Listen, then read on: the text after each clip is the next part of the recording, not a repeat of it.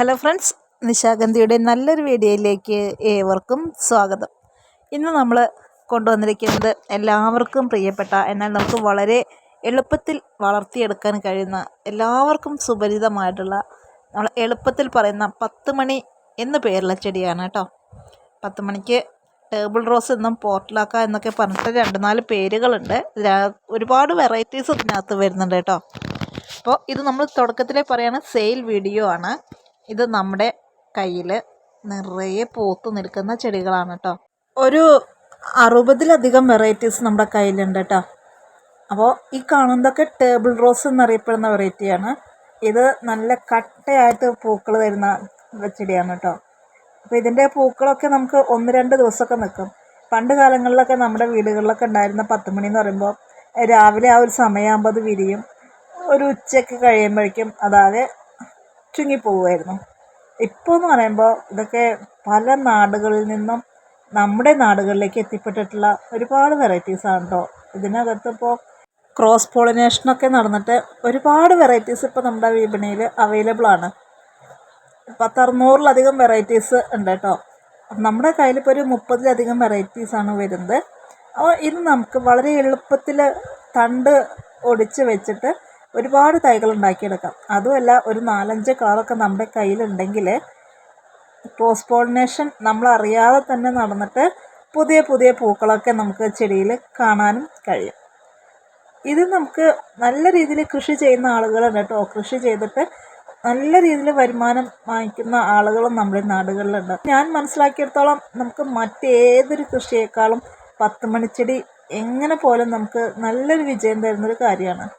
പണ്ടെല്ലാം നമ്മളതൊക്കെ നമ്മുടെ നാട്ടിൻപുറങ്ങളിൽ ഉണ്ടായിരുന്ന ഒരു വീട്ടിൽ നിന്ന് നമുക്ക് ചോദിച്ചിട്ടൊക്കെ അപ്പുറത്തേക്കും ഇപ്പുറത്തേക്കൊക്കെ വാങ്ങിച്ച് വെച്ചിരുന്ന ചെടികളാണ്. പക്ഷേ ഇന്നിപ്പോൾ ഇതെല്ലാം പൈസ കൊടുത്തിട്ടാണ് കേട്ടോ എല്ലാവരും അങ്ങോട്ടും ഇങ്ങോട്ടൊക്കെ കൈമാറുന്നത്. അപ്പോൾ ഒരുപാട് വെറൈറ്റീസ് ഉണ്ട്. നമ്മളും ഇതൊരു കോംബോ ആക്കിയിട്ടാണ് തരാനായിട്ട് ഉദ്ദേശിക്കുന്നത്. പിന്നെ എല്ലാവരുടെയും ഒരു ബുദ്ധിമുട്ട് എന്ന് പറയുന്നത്, മഴക്കാലം വരുമ്പോൾ നല്ല ഡയറക്റ്റായിട്ട് മഴ കൊള്ളുന്ന ഒരു ഭാഗത്താണ് നമ്മുടെ ഈ ചെടികൾ ഇരിക്കുന്നതെന്ന് വെച്ചാൽ മഴത്തുള്ളികൾ വീണിട്ട് തന്നെ തണ്ടൊക്കെ ഒടിഞ്ഞു പോകാനായിട്ട് സാധ്യത ഒരുപാടുണ്ട്. അപ്പോൾ അങ്ങനെയൊക്കെ വരുന്ന സമയങ്ങളിൽ നമുക്കിത് പെട്ടെന്ന് അഴുകി പോകാനൊക്കെ ചാൻസ് ഉണ്ട്. കുറച്ച് സ്യൂഡോമോണസ്, അതായത് ഒരു ml ഒക്കെ സ്യൂഡോമോണസ് എടുത്തിട്ട് ഒരു 2 ലിറ്റർ അല്ലെങ്കിൽ 3 ലിറ്റർ വെള്ളത്തിലൊക്കെ മിക്സ് ചെയ്തിട്ട് നമ്മുടെ ചെടികളിലേക്കൊക്കെ സ്പ്രേ ചെയ്ത് കൊടുക്കുന്നത് ഇത് ചെയ്യാതിരിക്കാനൊക്കെ നല്ലൊരു കാര്യമാണ് കേട്ടോ. അതിലുപരി മറ്റെല്ലാ ചെടികൾക്കും ഇന്ന വളങ്ങൾ വേണം എന്ന് പറയുന്നത് പോലെ ഈ ചെടിക്ക് നമുക്ക് അങ്ങനെ എടുത്ത് പറയേണ്ടതായിട്ടുള്ള യാതൊരു വളത്തിൻ്റെയും ആവശ്യമില്ല കേട്ടോ. അപ്പോൾ ഈ കാണുന്നതൊക്കെയാണ് നമ്മുടെ കാറ്റലോഗ് വരുന്നത്. 3-4 കട്ടിങ്സ് ആയിരിക്കും കേട്ടോ ഇതിനകത്ത് ഓരോ വെറൈറ്റിയും വരുന്നത്. അപ്പോൾ അങ്ങനെ ഒരു 20 കളർ നമ്മളെ ടേബിൾ റോസിന് നമ്മൾ വരുന്നത് 430 രൂപയും കൊറിയർ ചാർജും. അതുകൂടാതെ മിക്സ്ഡ് ആയിട്ട് വരുന്ന കളേഴ്സുകൾക്ക് നമ്മൾ തരുന്നത് 330 പ്ലസ് കൊറിയർ ചാർജും 80 രൂപയാണ് കേട്ടോ. അപ്പോൾ നമ്മൾ എല്ലായിടത്തേക്കും ഡെലിവറി ഉണ്ട്. ഓൾ ഇന്ത്യ രീതിയിൽ നമ്മളത് ചെയ്യുന്നുണ്ട്. പിന്നെ നമുക്ക് ഇത് നട്ടു കൊടുക്കാനായിട്ട് കാര്യമായിട്ടുള്ളൊരു പോട്ടി മിക്സിൻ്റെ ഒന്നും ആവശ്യമില്ല.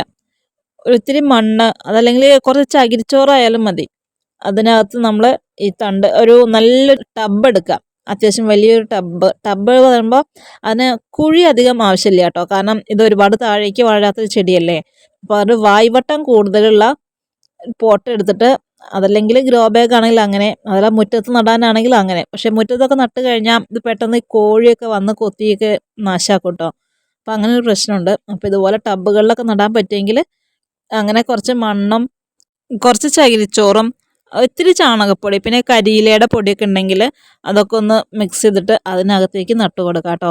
വളരെ പെട്ടെന്ന് 1-2 ആഴ്ച കൊണ്ടൊക്കെ നമുക്കത് വളരെ പെട്ടെന്ന് വലുതായി വരികയും നമുക്ക് അതിൽ നിന്ന് തന്നെ വീണ്ടും കമ്പുകൾ ഒടിച്ച് കുത്തി വെച്ചിട്ട് പുതിയ തൈകൾ ഉണ്ടാക്കിയെടുക്കാനും പറ്റും.